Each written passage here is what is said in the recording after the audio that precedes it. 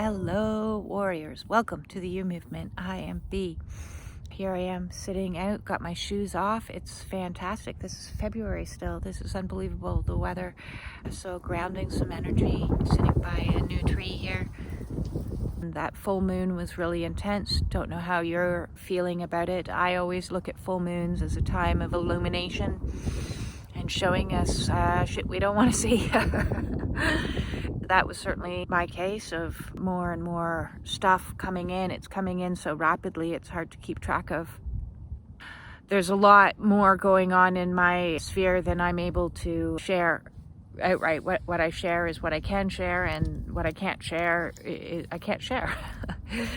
I'm dealing with things the best that I can, and I have been very blessed. A really good friend has got me in touch with somebody that they think can assist me, because my love of counselors in the town that I'm in has not been great. Seeing as I spent the last 15 years in and out of counselors' offices, every type of counselor under the sun. I've seen psychologists, psychiatrists, social workers, specialists for cognitive behavioral therapy, specialists for dialectic behavioral therapy, somatic therapy. Now that one's a thumbs up.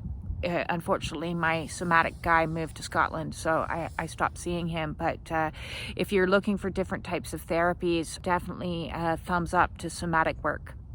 And that's all about what's in the body and understanding. They're trained to watch your body movements while you're in a counseling session. Because my personal opinion is that oftentimes you go into counseling and you're reiterating the trauma. You're telling the story over and over again.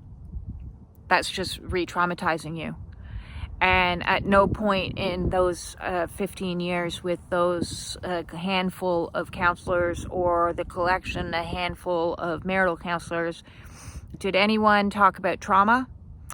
Did anybody mention the phrase complex post-traumatic stress disorder? I first heard that phrase maybe, 7 or so years ago from a retired nurse that specialized in trauma. And unfortunately at the time she lived at quite a distance to me and I couldn't get to her, but she sent me down the path of researching the top trauma specialists, which includes Gabor Mate, which I've recommended over and over lots of times, as well as Bessel van der Kolk. The Body Holds the Score is one of his books, as well as Pete Walker, who wrote Complex Post-Traumatic Stress Disorder, From Surviving to Thriving. Those three authors are must-reads. They are absolutely must-reads in helping you reevaluate and look at trauma and how it influences everything. Absolutely everything in your life. Not a single thing, not your workplace, your relationships, your interactions with your children, your interactions with your family. Listen, I've said in multiple videos, I've done a video in the past, everybody has trauma. Absolutely everyone. I don't believe for a second that we're not walking around with trauma. Society is a trauma case. And the way we view trauma and the way we view depression, the way we view disorders like ADD and all these other ones, and the way we view everything as being, disordered. It's not disordered, in my opinion. It's perfectly normal and natural to be outside of the realm of this repressed ideology of this tiny little box that says you shouldn't feel things, you shouldn't emote, you shouldn't cry, you shouldn't express yourself, anger is not desirable.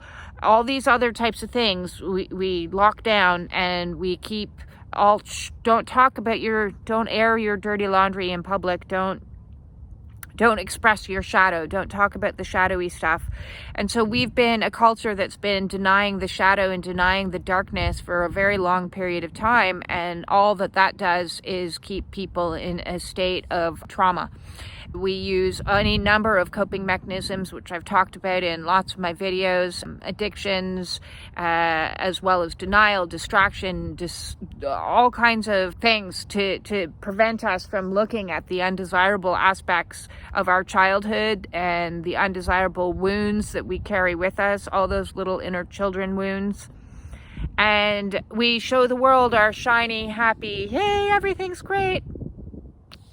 posing for the camera and peace, love, and harmony and all of that. And unless we are willing to actually go into the mucky, dirty places, we're not ever going to get to a place where we can be in true light, where we can be in true compassion. Because if you're denying it within yourself, then you're denying it for others. And it's only in addressing it with yourself and showing yourself forgiveness, compassion, and love, and learning those things that you can show up in the world and genuinely give those things to other people. So, when you turn to somebody and you're like, I'm in need, and they're like, well, I was smacked as a child and I'm fine, look at me. Well, clearly you're not. You're lacking any compassion. So that's a lack of energy within. So that's, to me, just shows when people are like, just get over it, just be this, just be that. No, that's not how humans work. I find it very funny, the war on emotion, the war on feeling is reflected outwards into our society and how we war with each other, road rage and losing your crap on some poor little minimum wage worker at a restaurant or a store. I need to speak to the manager. I have a problem with this. There's so much animosity between each other because that animosity is what's cultivated within. So the more we go into the shadowy places and cultivate forgiveness and love and compassion for self and for what we've been through, the wounds that we've been through. And listen, I know all about wounds on this healing journey. It's been the expression of one wound after another. And yet, listen, I would have circumvented it too. So I have to raise my hand and say guilty. I spent my whole life trying to not look at that stuff. And what happens on the awakening path for most of us is all that stuff that you've been repressing for all of your life begins to surface. All the stuff that you've been denying begins to surface. And you're like, oh crap, I have to look at this. I have to deal with this. I don't want to. But you're not really given a choice. Spirit's like, ding! Time's up. It's time to address your shit. Come on down. And so, yes, you're called into the game to be the warrior in your life and to heal the stuff that you've been denying and repressing and all the coping mechanisms.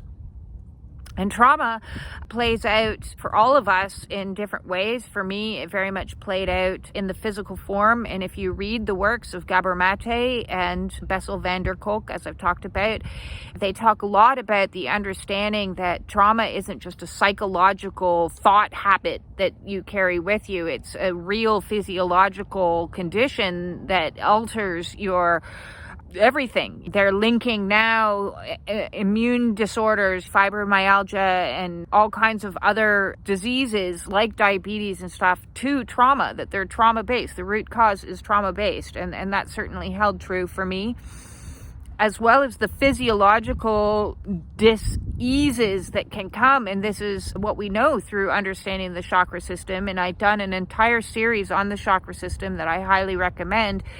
So you can see the interconnections between the physical form as well as the emotional realm, as well as the mental realm, and as well as the spiritual realm, because they're all interconnected. You can't heal and fix one without altering all the others.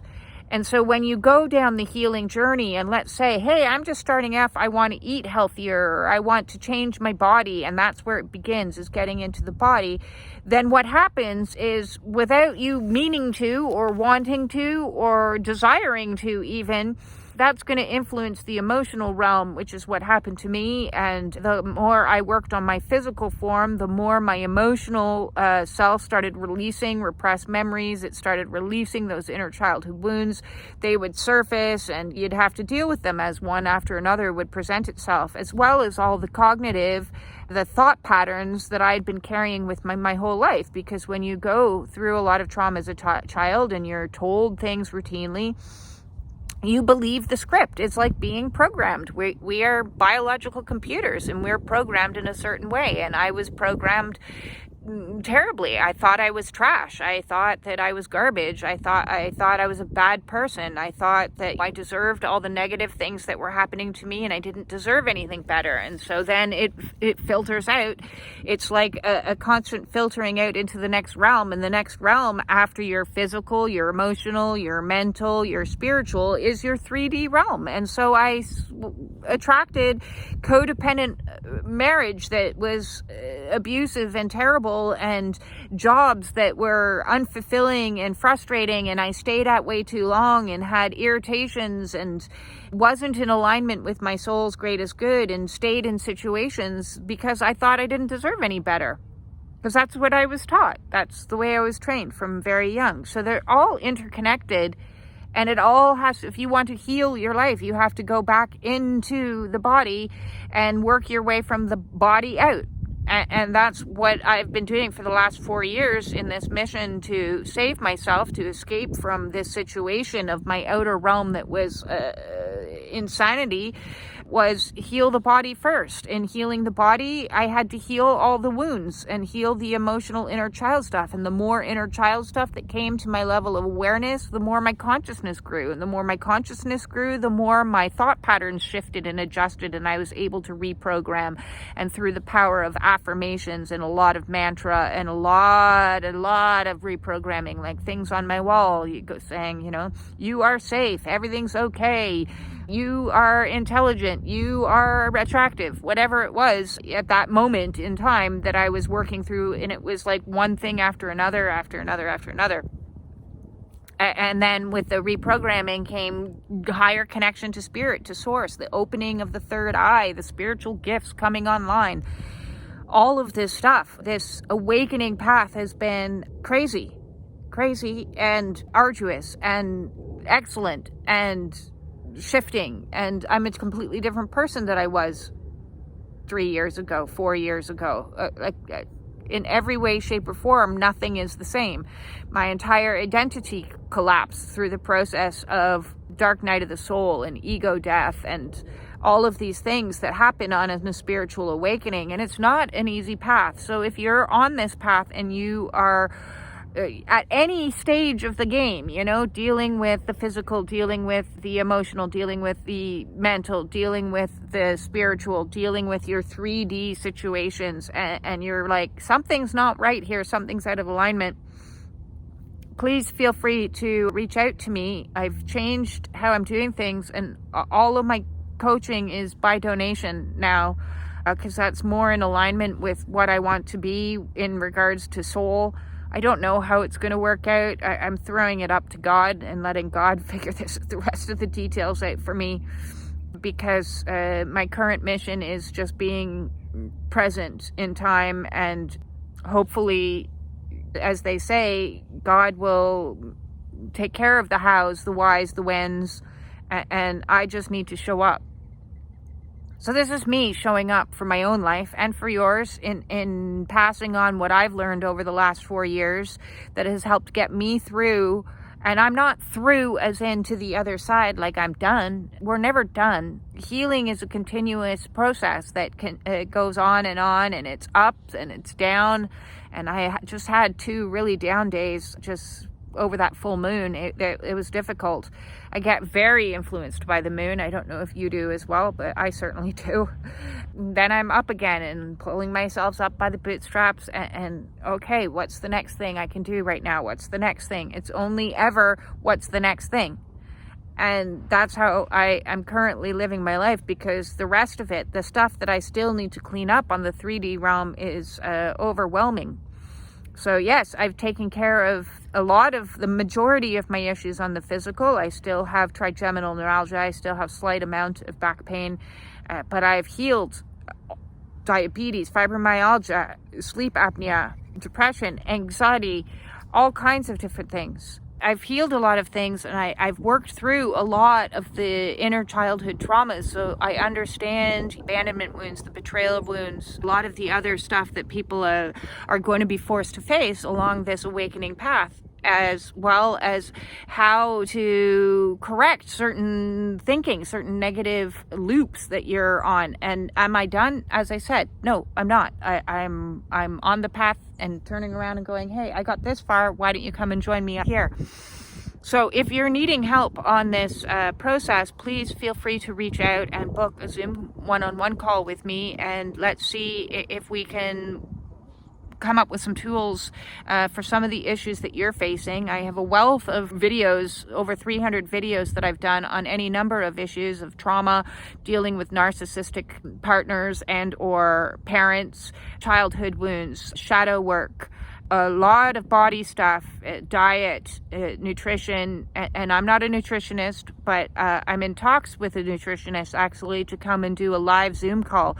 So if you have questions for me and for potentially this lovely lady who we're in talks to do some live video streaming, and you have questions that you want to ask her about nutrition, and she's in alignment with a lot of my philosophies, feel free to leave a comment below and ask a question for either me or her on how I lost over 135 pounds or how she has cured some of her own conditions.